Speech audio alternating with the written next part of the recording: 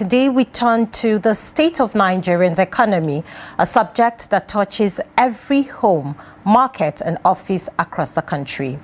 The latest report from the National Bureau of Statistics shows that inflation has eased for the fifth consecutive month, jumping to 20.12% in August 2025 from 21.88% in July. Now, food inflation also slowed slightly to 21.87%, with staples like rice, guinea corn and millet recording lower average prices. Now, at first glance, these numbers might suggest relief as on the horizon, but the reality for millions of Nigerians tell a different story. Poverty levels remain stubbornly high, and hunger continues to spread, especially among families whose earnings cannot keep up with rising costs.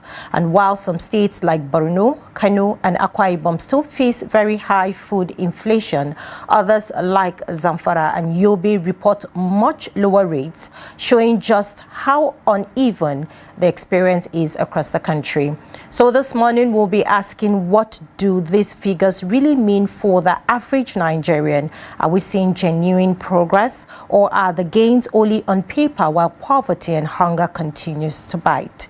To help us unpack these numbers and the bigger picture, we're joined by Dr. Terfa Abraham, an economist and member of the Nigerian Economic Society. He'll be sharing insights on inflation, poverty and the hunger crisis, and what can realistically be done to turn the corner. Thank you for joining us this morning, Dr. Abraham. Thank you very much. Pleasure to be here. Thank you for joining us. Yes. Good morning. All right, let's dive right in. So, government figure says, in the inflation is going down, but people still feel prices are high. How do we explain this? Okay, thank you again. So, the way inflation works, reduction in inflation does not immediately translate into reduction in food prices. When it comes to inflation and government policy, Nigerians must understand that the government agency responsible for price stability is the CBN, the Central Bank of Nigeria, is the apex bank responsible for monetary policy. Inflation is a major concern of monetary policy. In fact, some countries' monetary policy is straightforward: price stability, inflation reduction. Others will want to work on exchange rate stability. If you look at the way Emefiele did monetary policy, he was focused on development and growth. That's why he was intervening everywhere, in health, pharmacy, everywhere. But the main core of monetary policy is price stability. And the major price, the macroeconomic price in that subset is inflation. So the first thing I want to say is that reduction in inflation does not always immediately translate into reduction in food prices. So why Nigerians like you and I are concerned about seeing a reduction in food prices, it will take a while before the reduction in inflation they are saying will translate into reduction in food prices, because the dynamics for food prices is different. There's food supply shocks, there's climate change issues, there are access to inputs. Even though many farmers want to use manure, for example, for farming, the challenge with manure is how to scale into large scale. So small farmers who farm small scale may find it easy to use manure, and they don't need any issue. They don't have any challenge with the cost of input when it comes to fertilizer. They can farm using cow dung or any dung, whatever they can use within their community. But farmers that are into large scale farming may find themselves relying on fertilizers, and these are the ones that input prices in terms of fertilizer prices affect. Then there are other challenges, like huge challenge of post-harvest losses due to poor storage from farmers, and challenge of transporting farm harvest from farm to community market and then to city market. So these are the challenges. So the gap, the policy thinking on how inflation is calculated is different from the expectation that Nigerians want to see on the reduction in food prices. So CBN is targeting to achieve reduction in inflation overall, core inflation, which is also a combination of food inflation, using different formulas. The main formula used for Nigeria to calculate inflation also matters. Remember, just recently, Nigeria rebased our economy generally. So when we calculate GDP or inflation, before now it was used, 2010 was the base year. And if you recall, in 2008, 2009, there was global financial crisis. So we rebased in 2010 after the global financial crisis has subsided, so that our economy can reflect the structural reality. But now, when we rebase this time around, we rebase using 2019 as the base year. And according to the modified last pair formula used for calculating inflation that the Nigerian Bureau of Statistics use, 2019, COVID-19 came 2020. It took to about 2021, 2022 before we can say we finally came out of COVID. So we rebased before COVID. And prices after COVID, everything has changed. And when you use modified last pair formula, we are using the quantity as per the price of goods and services as per that year, and we use that quantity to weight every good and service that we include in our basket when we do an expenditure survey. So there's a disconnect between policy thinking and how Nigerians need to understand how it works when it comes to inflation.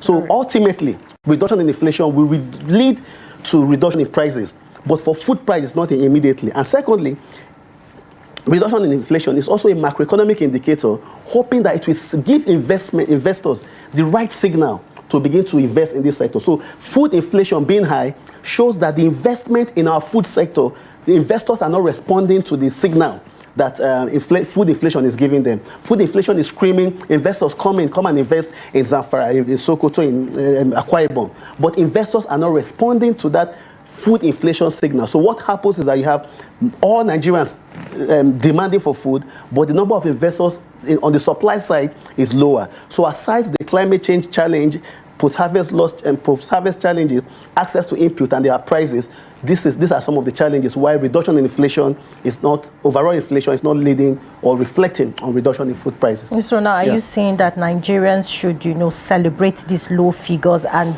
keep their minds at rest, hoping for the best?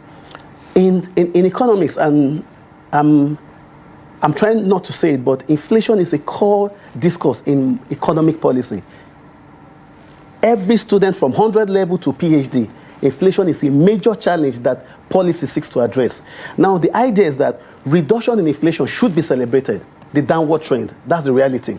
Because it signals macroeconomic stability. However, it is not, it's like, economics is designed more or less like medicine, early stages of economic theory. When you teach students circular flow of income, we model the economy like a human body, where if the blood keeps flowing, that person remains healthy.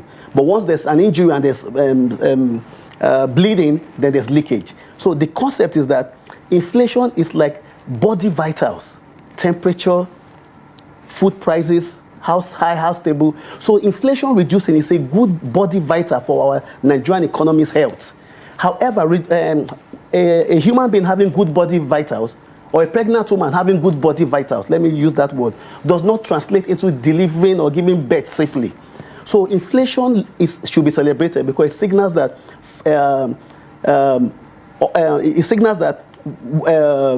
central bank policy is working. Whatever the government is doing on the monetary policy side is working to reduce overall inflation. And when this overall inflation reduces, see how it works.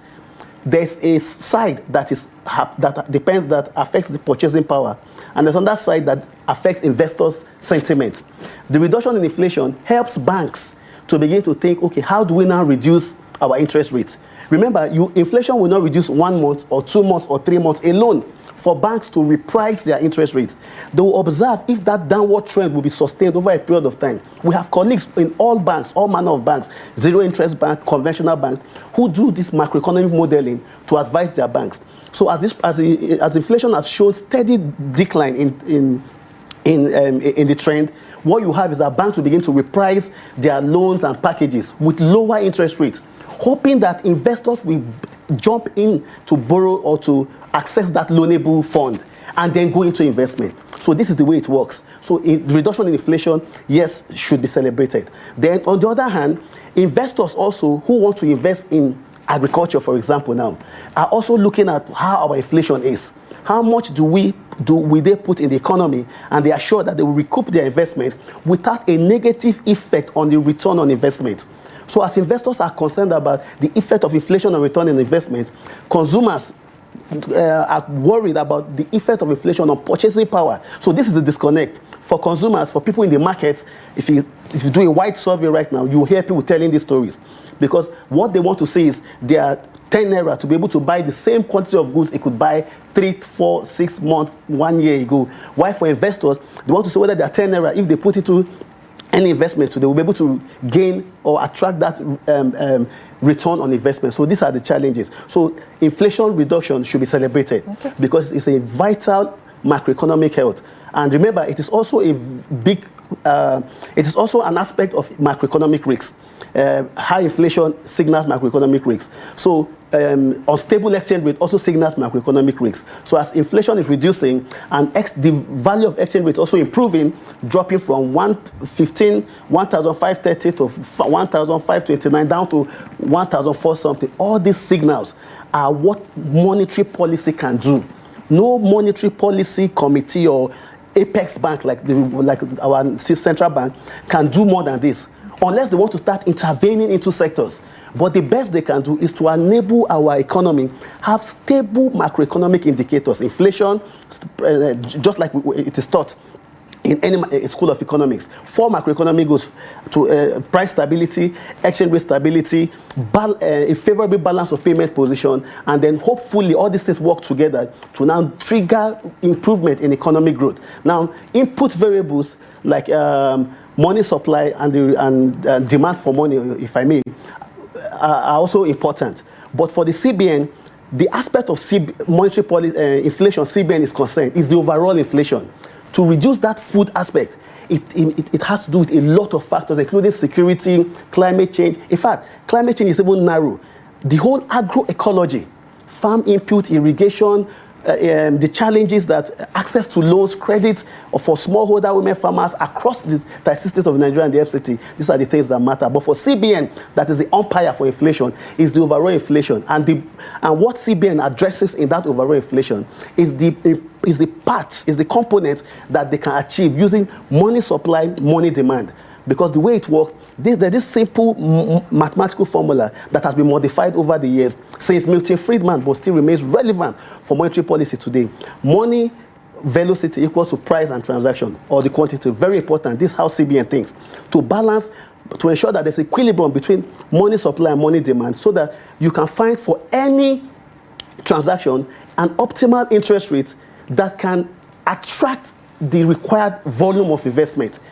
This is what CBN used to estimate or analyze money market equilibrium. Right. But for the farmers and other Nigerians, we're looking at the goods market. What is the combination of interest rates with our income that can still be able to help us to purchase goods and services in a manner that does not erode our living standards. So these are very complicated issues. Yeah.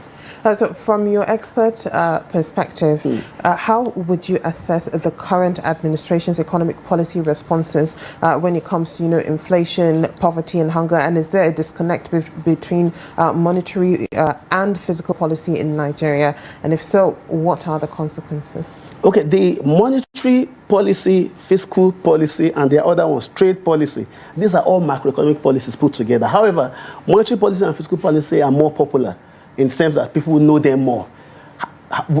All of them, however, have the same set of macroeconomic objectives: price stability, exchange rate stability, real employment, full employment, and then favorable balance of trade position. Both monetary policy, the apex authority for monetary policy is CBN, we've established that. But for fiscal policy, you have a lot of players in that space. Ministry of Finance is there, National Assembly is there, Debt Management Office is there, Federal Inland Revenue Service, that is Nigerian Revenue Service, is there, all the revenue collecting agencies, all the borrowing and debt financing agencies, and all the finance, accountant general, everybody, budget office, Ministry of Budget and Economic Planning, they are all on the fiscal side. So which one can we equate to CBN when you say that if this person sneezes in the fiscal side, every other agency will follow? We have a Fiscal Responsibility Act 2007 that provides for Fiscal Responsibility Commission to be able to do that. But as we went with the implementation, that could not happen. So the best we can have now is a government led by the president that is focused to ensure that there is judicious or harmonious operation between fiscal policy target and monetary policy target. Remember, in monetary policy research, fiscal deficit is factored or is estimated or is captured as an inflationary risk. So fiscal deficit, the more it expands, monetary policy will be responding by adopting tight monetary policy so that that aspect of inflation that is CBN, money supply, money demand driven, can be controlled. So that's the point I'm trying to make. So right now we have a budget deficit, that a budget size that is big, above 54 trillion naira. And it also came, even though the revenue projection is higher up to about 40 trillion and even higher. We still, if you look at its deficit size, it is higher than the 2024 deficit and even higher than the 2023 deficit. So we are dealing with a bigger fiscal deficit now compared to any other time in the last 2 years. I'm using 2 so that we can stay within tinubu and 1 year back so that the policymakers can get the reality. So for CBN, the best they can do is to keep targeting inflation reduction and working towards achieving exchange rate stability, but you will find CBN still holding the monetary policy rates constant because they are not sure how the fiscal side can go. Because remember, the more we intervene for humanitarian affairs, the more we intervene for internal displaced persons, social intervention programs, all these things are fiscal signals. They signal that spending is likely to increase. So in summary, there's coordination in Nigeria today to ensure that fiscal policy and monetary policy go in the same direction.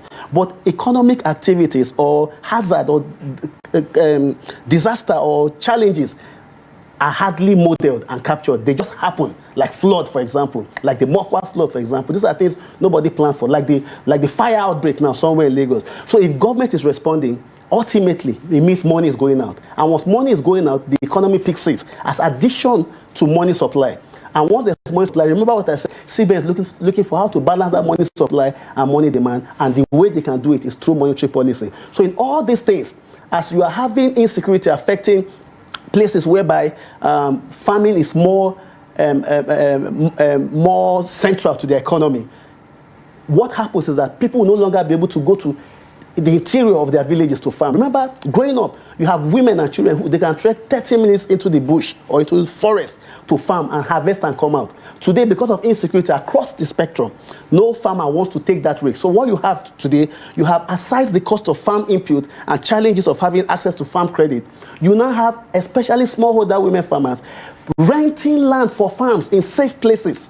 So the cost of this rent also adds to the food prices. So these are some of the challenges that we are talking about. Some of them are organized into village savings and loans association to ensure that they get this credit, they pool their credits together and contribute to, the rotational collection. They contribute, give this person, they come together, serve as labor force in this person's farm today, rotate and rotate. So this is what these smallholder women farmers and other farming groups are even doing. Otherwise, the prices would have been more terrible than what we see. So we must also commend what these farming organizations are doing. However, their effort is too small. They need help from the government to ensure that they continue to get access to farm input and also have better access to credit and also interaction with or engagement with traditional holders so that women too can have access to land that they can farm, and so that it will take away that component whereby they pay rent, which is ultimately captured again in the price of their harvest in the end. All right. Right now, you made mention of, how important it is to invest in human capital. So how can Nigeria better harness, the human capital and natural resources to reduce poverty in the long run? So the human capital, let me just be direct, and then natural resource. Remember, staying on food inflation and everything, the substitute for fertilizer is manure. That's the ones we can, how will I say now, get locally. We need to empower people in this space to also optimize how much manure we can, alternative to fertilizer, that people, our local farmers, people with local knowledge in farming can also use or get so that they can help improve farm yields within their communities. That is because your question said our human capital. Mm-hmm. So we need to utilize local knowledge in this space. There are a lot of things Crop Research Institute, people are just doing in this area of farming that is not fertilizer, that is not NPK driven. NPK, that's typical formula, chemical formula for fertilizer. There are local ones that can also help farmers increase their yield without hurting the fertility of the soil. So you need to encourage farmers, people, human resources, local human resources, farm extension workers in this space. That's one. On the other hand, we still need fertilizers. Let's not get it wrong, for large-scale farming. However, the large-scale farming also, when these fertilizers arrive, it should be given to people who actually need it. So that in the end, you don't have people collecting fertilizer who don't need it, selling to those who need it. And then government is thinking that they are subsidizing fertilizer, but the activity of one middleman or one middlewoman is just making those who actually need it to get it at high prices. So this is one thing we need to do. Then we need to also maintain a very strong synergy within Agricultural Research Institute and what we are doing in our agricultural policy space. I know there's Agricultural Research Council of Nigeria. I know there are many research institutes across from this 36 state of Nigeria, and particularly I know about many of them in ABU's area because I schooled there. So, but it's important to ensure that there's synergy so that whatever research, whatever findings these young undergraduate, master degree students, PhD holders are researching is actually feeding into our policy space. Then in terms of this policy angle, right now we have policy. Our policy for the agricultural sector is still a bit uncoordinated. We have climate change policy, women and climate change policy, different policies for agriculture. We need to pull them together into like more or less like an agroecology, a policy document that speaks for that agri space entirely, and not just having them scattered, so that coordination will be streamlined. Thank you so much, Dr. Terfa Abraham, economist and member of the Nigerian Economic Society, for joining us this morning to help us unpack this. Absolutely. Thank you for being here. Thank you very much. A pleasure. Pleasure's mine. Thank you so much.